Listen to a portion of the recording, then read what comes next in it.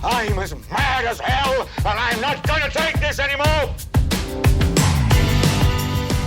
Hello, friends. Welcome back to the show. I got a great guest for you today. Dr. Paul Toomey is a surgeon, an oncologic surgeon, a general surgeon, and his hill to die on is helping support rural and private practices with their hiring and their culture and making sure that people who are working in these extraordinarily difficult, oftentimes stressful settings are there for the people in the waiting room who just want to get great care and have personalized conversations and feel seen as people and not data and not biology. This guy reached out to me cold on LinkedIn. I fell in love with what he's working on, and he started a company called Ring of Hires, which is like a matchmaker for medical practices to find people that are looking for positions just like these and to vet them and give them like a soft landing into great jobs. We went through the obvious shenanigans. We're like, how'd you get into surgery? What's your favorite organ? Ha ha ha. And, you're saving lives every day. The fleeing to private practice from the chokeholds of the system, the pandemic, burnout, and suicide, like really serious conversations. But this man is in the thick of it. He also is married to an OBGYN, so medicine's in his entire family's DNA. And there's a quick Easter egg about why the hell are we still using fax machines. Enjoy the show.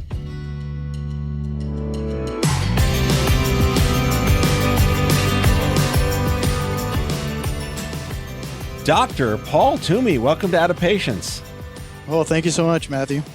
I have a penchant for people that name things after stores in the mall and The Simpsons. So, Ring of Hires, you had me at hello on your LinkedIn hello. Well, it's more about Ring of Fires and Johnny Cash, isn't it? Of course. I mean, anyone that channels the I've Been Everywhere guy. But I hadn't thought too much of The Simpsons. Well, it's like the Leftorium and the Truth Be Told dentistry. Like every store on The Simpsons is like a funny idiom, and this is perfect. Yeah, absolutely. Well, before we get into all of that, I wanted to ask you the question I ask all people that claim to be doctors on my show is, are you the kind of doctor that when someone on an airline says, is there a doctor in the house, you can help? Well, I have a recent story about this one. So I have two daughters. They're 8 and 11, Savannah and Madeline. And my wife is also a physician, OBGYN. So we were flying, this wasn't too long ago, maybe a few months ago. And the way it works is because there's four of us, the three of them sit next to each other and I sit in front of them. And someone announced while I was watching a movie, is there a doctor on board? No, they weren't in a lot of distress. It seemed like it was kind of a routine thing, but nonetheless, I paused for a second. I'm like, I don't know if I want to answer. But within a few seconds, my older daughter, Savannah, taps me on the shoulder and say, hey, Dad, they're calling for a doctor. So I didn't have a choice even to not respond. So my wife and I went and responded, and it was a guy that was throwing up on the plane. So my wife was being a doctor and asking doctor questions like, do you have any past medical history? Have any medical problems we need to know about? Whereas I turned to the flight attendants and I say, hey, do you guys have any towels so I can help them clean up? Mine was more of a practical stance of, hey, this guy's healthy. I can tell he's not sick, like chronically. He's just, under the weather today, it looks like. So he was just fine, and everybody was very gracious, and it was a very nice in the end. And I guess I'll have to just jump up from now on, because either way, my daughter's going to sell me out. Yeah, you were outed. You're totally outed by your daughter. My dad's a doctor. Yeah. I've had lots of people on the show that talk about how they're a PhD in whatever it is, like music or something. And not that kind of doctor is like the name of their show. Sorry, not that kind of doctor. No, I am that kind of doctor. I'm a general surgeon. So, I did operations this morning and I operate very frequently, very high volume practice. And my wife, who's an OBGYN, is now retired, believe it or not, after 10 years of practicing. So it's kind of an interesting time for us, and we're very happy and blessed. Being a surgeon is no small potatoes. That takes a lot of time and training, and people's lives are in your hands. How does it feel to, I don't know, have you ever held someone's organ in your hand and say, I don't think I had the evil laugh, but I have had my students, for instance, I take pictures of them with an organ in their hands so that they can send to their mom, whatever pathology we're sending to the pathologist. But no, we after a while it's just what we do, right? And so it's we try to have fun with it, try to make every day special for the patients. Every day. What's interesting as being a doctor is that we're used to this, but your patient, they're not used to it. And if you're ever on that side, and I have been a patient before, you realize how nerve wracking it is, and it's very novel to you, and you don't know what's going to come. So I get to appreciate both sides for sure. I just remember after my neurosurgery back in 1996, he came to visit me in the hospital after I was out of the NICU. And my first words to him were, "You touched my brain." Now, what type of cancer did you have? I had something called the medulloblastoma. It's a pediatric neuroendocrine yes. tumor, congenital. And it started to present symptoms when I was 21, which is rare for that particular pathology to affect someone like 10 years after it normally presents. Yeah. Well, too bad they didn't keep you awake and start touching different things. I smell that. Or, have you ever seen those shows? I've seen those shows, like guys are playing guitar during open brain surgery. And That's right. This one made the chord minor and this one made him sound like Hendrix. And this one is crazy. Yeah, absolutely. So why surgery? That's the most intense Hippocrates ever. I had a bet with someone in high school that we both wanted to be neurosurgeons at the time, and we both wanted to go to Duke for undergrad. I went to Duke undergrad, and I became a general surgeon. She went to Clemson and became an architect. So I think I won that bet. But it's just a matter of I've done well in school, growing up, and I always wanted to do something with my hands, something physical, not just mental. I like computer programming. I did a lot of that, growing up, but it didn't have the same satisfaction of doing something physically. So I knew I wanted to do something physical. But when you do training, you try to see if any of the types of subspecialties fit, and just general surgery was the right fit for me. Well, you didn't just win against your friend, you won against me, because I went to undergraduate in biomedical engineering. Oh yeah, me too. And I was in a 5-year master's program, and honestly, organic chemistry 3 done me in at 7 a.m. at the lecture hall. Yeah, I was like, I can't. It was like the litmus test of which kids are really serious about this degree. It really is. So I admire you for keeping on for your version of those 7 a.m. organic chemistry classes. Yeah, definitely it's a weed out class, whether it's Orgo 1 or Orgo 2, both of them are terrible. But yeah, it's a necessary step just to get through. Another question I'd like to ask my medical professional friends is, how long did it take you to get immune to formaldehyde? I don't think I'm immune to it yet. Whenever you do so, at least in my training, we did have a cadaver lab, and I don't think I ever really got used to it there. I see formaldehyde almost every day when they're putting the specimen in it, but I don't have to smell it, luckily. But I don't think I'm still used to it. What was that movie where, was it Revenge of the Nerds or Ferris Bueller, where they go into the anatomy lab and the professor's like just plucking organs out of this guy's body? I don't remember in Ferris Bueller, that's for sure. But yeah, it's the cadaver lab is, they're doing a lot of virtual ones these days, but it's very eerie. And I'll tell you, even more eerie is when I had to do my trauma cadaver, where it's just a torso. That's really freaky.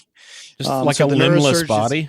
Yeah, just a limbless body, and then the neurosurgeons get the head, and it's a little freaky. So I didn't mind the cadaver lab nearly as much in medical school, where it's the entire body, but it was odd for just a torso. So I'm going to attempt to pronounce a word I've never said in my entire life, and you know what word this is. So listeners, prepare yourself. I'm going to botch this on purpose. Hepatitis. hepatopancreatobiliary. Yeah, hepatopancreatobiliary surgeon. Yeah. So when I did my training, I did a fellowship, and it was in minimally invasive surgery, robotics, single site operations, and then also hepatopancreatobiliary, which rolls off my tongue because I just say it a lot. And so that just means pretty advanced liver and pancreatic operations, that you really do need extra training for. And so, it's an easy word once you say it a few hundred times. I also have here something called advanced foregut laparoscopic and robotic surgery. Yeah. So I'm currently the president of the Society of Laparoscopic and Robotic Surgery, the SLS. And I do a lot of foregut, which just means kind of the upper abdominal stuff, gallbladders, stomach, and things like that. So, and I'm big on the robot these days. I've done about 800 robotic cases to date. So over the last 8 years. So we have a fellowship. We have 2 fellows that just started. Guess what? August 1st, is the start date. So it's a brand new year cycle for us, and it's exciting time every time we get new fellows. All right. So 101 me on robotic surgery. I think I'm aware of what this is. Did they give you like ColecoVision joysticks or Nintendo joysticks? How does it work? Well, it does help that I am of the age of Nintendo, and I still play Call of Duty with my wife. So you sit next to the patient, and I sit in a console, and I attach to the patient the robotic arms. And so it's I'll back up. What's laparoscopic and what's robotic? Because I don't think many people know. Laparoscopic is we're operating through little tiny incisions with long chopsticks. And so what's good about the robot is it gives you wrist action on the inside, and I get 3D vision because I get a camera for each eye, and I sit next to you, and the robot does all the work instead of me standing next to you and doing the laparoscopic stuff. But so I still do laparoscopic in certain times, and I wouldn't call myself. I don't like to call myself a robotic surgeon. I'm a laparoscopic and robotic surgeon because there are times that one is better than the other. But that's what we try to teach our fellows is it's finishing school for laparoscopic and robotic surgery. Right. And just for sake of insurance and malpractice, at no point does AI come in and tell you what to do. Not yet. No. There's 2 things that are missing in the robot. One is a coffee cup holder, and 2 is a automatic pilot. We don't have those yet. So wait, does that mean you've dropped the Junior Mint into somebody once? No, I'm over next to him, so I don't have to drop it in him. You could just manually toss it in on purpose then. Yeah, there you go. Absolutely. So I would imagine again, with my limited knowledge of how the body is inside the skin, which is messy, I learned that the organs aren't really colored like they show you in the books. Is that true? That is true. There are some color differences, and it takes many years to see little subtle differences too. But it's not paint by color for sure. Yeah, and just like I'm in awe of surgery specifically, because I'm a survivor of brain surgery. The level of intricacies and what you have to go through for prep. Can you talk just through the actual day-to-day? Like you're preparing to go inside somebody and save their life and fix things. So much can go wrong, robots notwithstanding perhaps. What is that experience? How do you prepare for that? It's just experience. The more you do, the more you become comfortable. So our training is very long in general surgery. It's a 5-year program, nationwide, which is different in other nations. But for the United States, it's pretty long.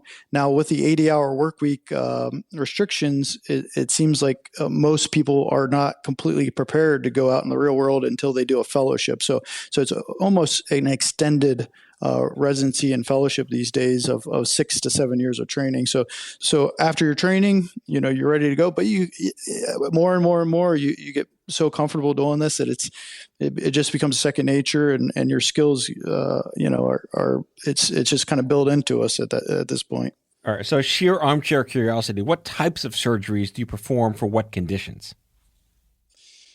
So as a general surgeon, we pretty much do anything in the abdomen, skin, breast. There are a whole plethora of other ones that we could do. It just depends on your training and what your local region does. But we even do colonoscopies and endoscopies in certain areas. But for me personally, what I typically do is cancer operations like breast cancer, colon cancer, melanoma, and then I do a lot of benign disease like gallbladder disease, inguinal hernias, umbilical hernias, things of that nature.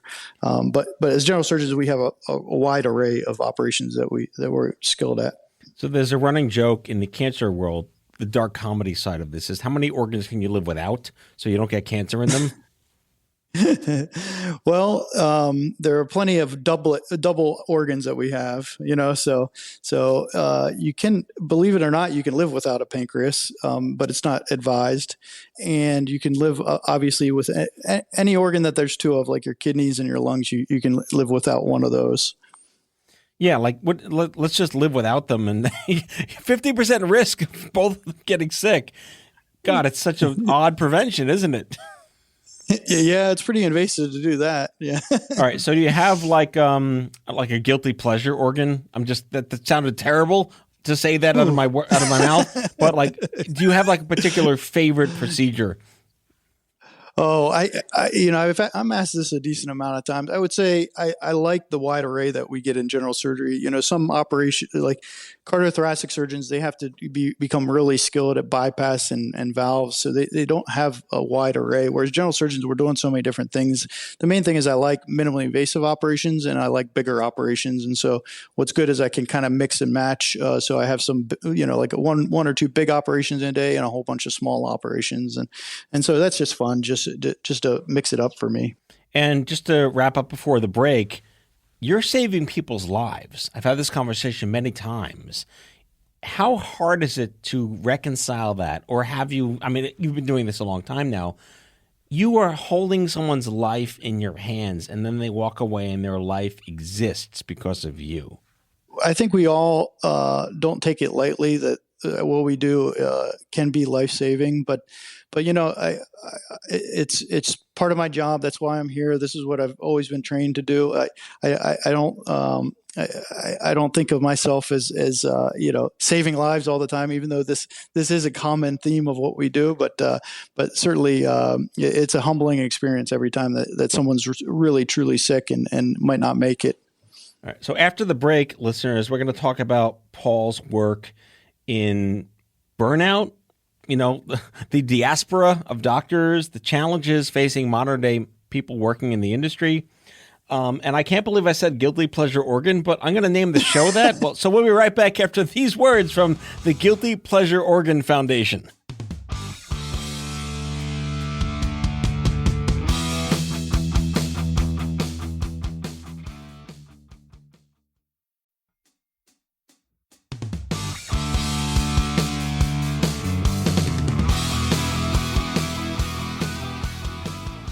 Yeah, Paul, let's get to the root of today's issues. And it's, the pandemic, if anything, revealed so many things. But, the fact that medical professionals were killing themselves, it seems unimaginable that would have happened. But then you peel back the onion and you realize, yes, the whole system is completely set up to make you, impossible to practice well and have a life.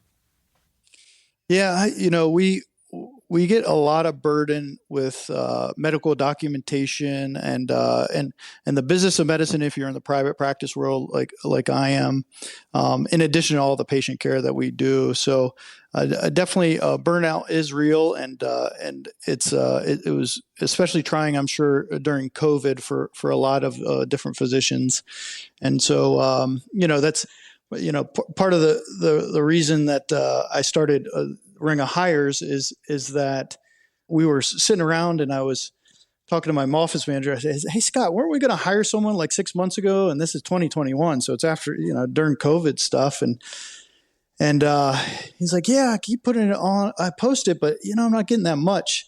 And so in Florida, there's a lot of real estate, or if you're And so when you're looking at real estate, what do? You look on Zillow or Redfin, and you are on a map.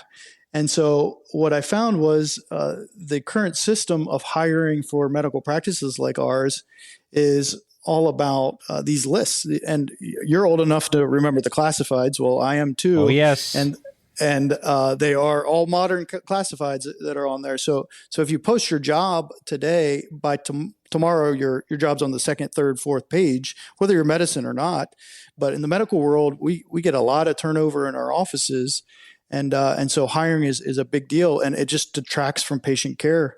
And then guess what? If you don't have enough people, people are leaving messages that aren't getting called back, and they're upset because their operation hasn't been scheduled on time.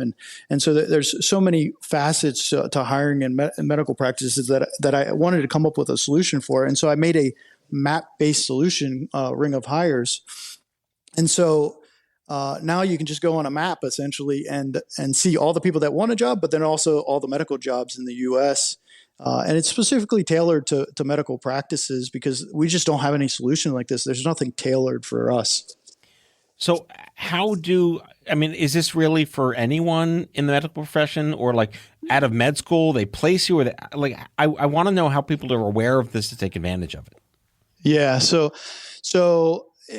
whether you're job seeking or an employer, it's for you. It's really the matchmaker for medical practices. And so if you're coming out of training, this is the site for you. You can look all over the nation for any type of medical job. My focus over the next 3 to 6 months is really small medical practices, the other Paul Tuomies of the world, because, there's 200,000 medical practices like mine across the U.S. And much like the economy, the backbone is the small businesses. The small medical practices are kind of like the backbone of the medical community in the U.S. And so that's my focus, is to make it so that small practices are much better, because patients prefer small practices because they get more time with their physicians. They get their phone calls answered a little bit more quickly. Their waiting times are not as bad, and so we really need to save the small medical practices in the U.S. and not just become all big systems. Well, it reeks of the parallels with the local pharmacist conundrum too. So tell me more your thoughts on it. Well, there's a different level of trust. There's a different level of the bartender knows your name when you get there. They can be a little more intimate in getting to know you and not just what's wrong with you per se. Am I on track with this? Yeah. So pharmacy specifically is also on there. And it's funny you say that because, we have a local one that they will, they're right down the street from my office, and they deliver my wife's medication to my office, which, I'm like, why are you making me get your medication? But, whatever. But the small pharmacists are, they really do get to know you by even first name and basis. So it's a very interesting dynamic with small practices, small pharmacists.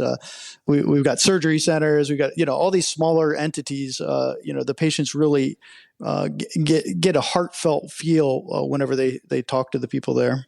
Has there really been a boom in private practice because a lot of medical professionals are fleeing the big systems that are kind of like chokeholding them? It's an interesting dynamic because if you read the news, the trend is the opposite way. We start out with, our 5 years of training, and we finish all that, and guess what? How much business of medicine we get? None.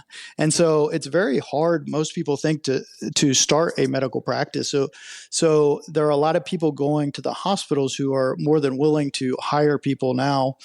But what I'm seeing is that they're short-lived. It's usually a couple-year contract, and then they leave, and then someone else comes. And so if you really want like a stable surgeon in an area, it seems like, at least here locally, the medical practices are the way to go that are smaller, that you can kind of manage yourself.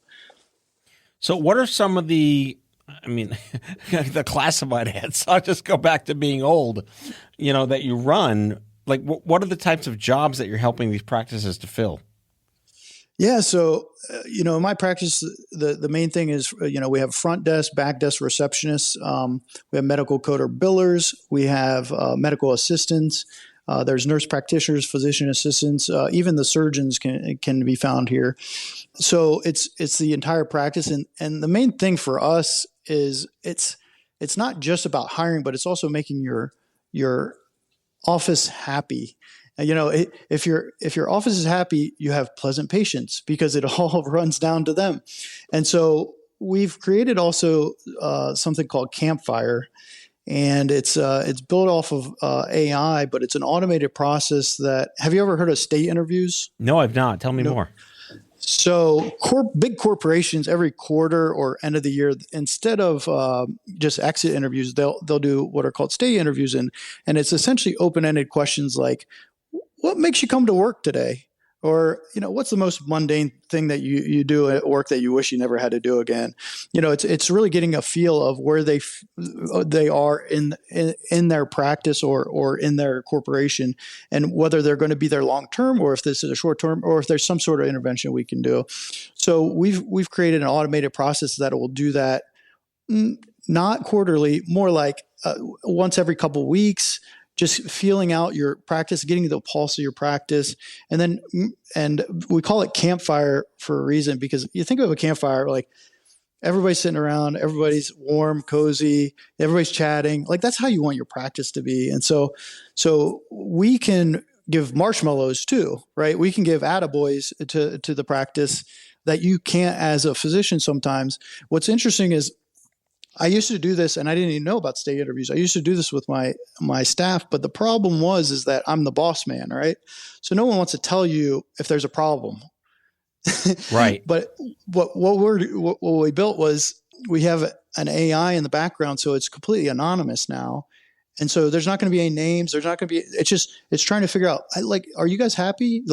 What's your happiness score in your office? And so it's a fun concept that we've been playing with, and so it's not just about hiring, but it's hiring people that stay and are happy. Well, it also speaks to, you go to the doctor, like you're a regular Joe, you go to the doctor and you forget that this is also customer service as well as medical care.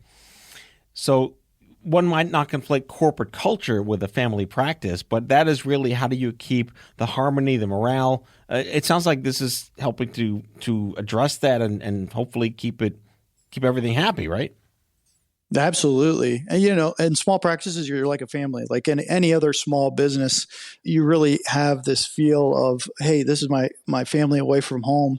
And so patients feel that. They really understand that the front desk person is going to know them by name. They're going to walk them back personally, and it's not just a machine. And it truly is customer service. What we do every single day is take care of the patients, and they're our customers. I'm there for them. If you ask anyone what their most mundane chore is in a job like this, and they don't say unjamming the printer, they're not human. Well, you got to flip up that one little panel and grab it out and pull, it's such a pain, isn't it? Yeah. But I don't know. I think there are some other mundane things, but let's go back to the organ that you were talking about. Which one's your favorite? Yeah. Right. I'm a big fan of the appendix because you don't need it. And it's also called an appendix. Yeah, I do like the appendix because I like taking it out because it doesn't take long and it cures the problem. They feel so much better right after. So I do like taking out an appendix, that's for sure. All right, I have a Gen X softball question for you. Why the hell are there still fax machines? Oh, good question. There are like virtual fax machines, so I don't understand why we have to live in this, but there's too many antiquated processes that are still tied to it, and I don't have the answer to that one. I wish we could get rid of the fax machine for sure. Well, I did get rid of beepers in my practice. Oh my God. Well, the drug deals kind of faded out when cocaine went away. So. Wait, cocaine's still around. I just had a patient that was positive. Really? Oh yeah, absolutely. All right. Not plugging cocaine, folks, but hey, no, here to stay, I suppose. No, I can't operate. I don't like it. No. I want to talk about some of the successes you've found because, you saw a problem, you're building something to solve it. give me some examples. Where's it working? What are the challenges that you've revealed by solving for this in the way you have? Well, let's talk about the pain first, and that's the problems that we're doing. So it used to be, okay, I post my job, and I'm not getting that many things. Like what you talk to your office meeting, I'm not getting that many applicants. Well, finally get some applicants. Okay, well, they're not qualified. Okay, and then they're qualified. Okay, now let's make it so that they'll interview, and then less than 50% show up. And I don't know why I don't think in our generation this happened, but there's a lot of no shows and no calls. Like people won't show up for interviews, but they don't even call to say that they're not going to show up, which is baffling to me. Like I would never do that. And then, well, now they finally interview and they ask for too much money, even though it said something else. And then, okay, well, they're finally qualified. They ask for the right amount of money. We get them hired, and then they last a week, and then they go away. And then, okay, now we get them. They're hired. They're there for a while, and this just happened a few weeks ago. My staff tells me this one employee is watching Netflix on her phone during office hours. So there's so many parts of this process that gum up the system, and we've been able to streamline all of that. So now you can schedule all the interviewing straight through the platform.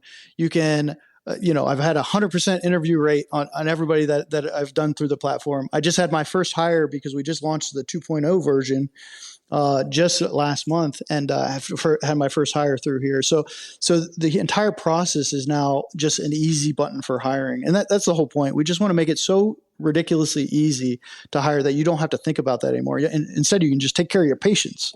That's all we really want to do. We want to come in, take care of our patients, make sure that everybody's happy and healthy, and go home.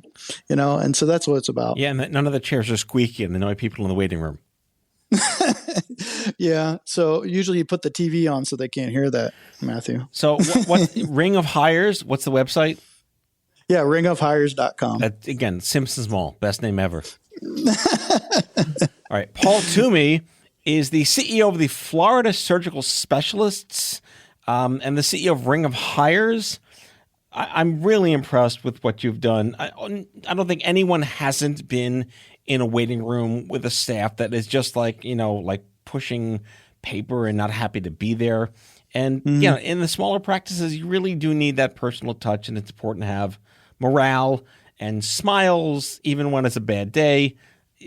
I just remember the RateMyDoctor.com crapness from the 2000s, and the doctors were rated poorly because the wait time was too long. That's not the reason to rate the doctor poorly. So I think you're onto some amazing things, and I'm excited to have introduced you to my audience. So thank you so much for hitting me up on LinkedIn and making this connection. Oh, thank you so much. I appreciate it. All right, Dr. Paul Toomey, folks. We'll see you next time on Out of Patience. Take care.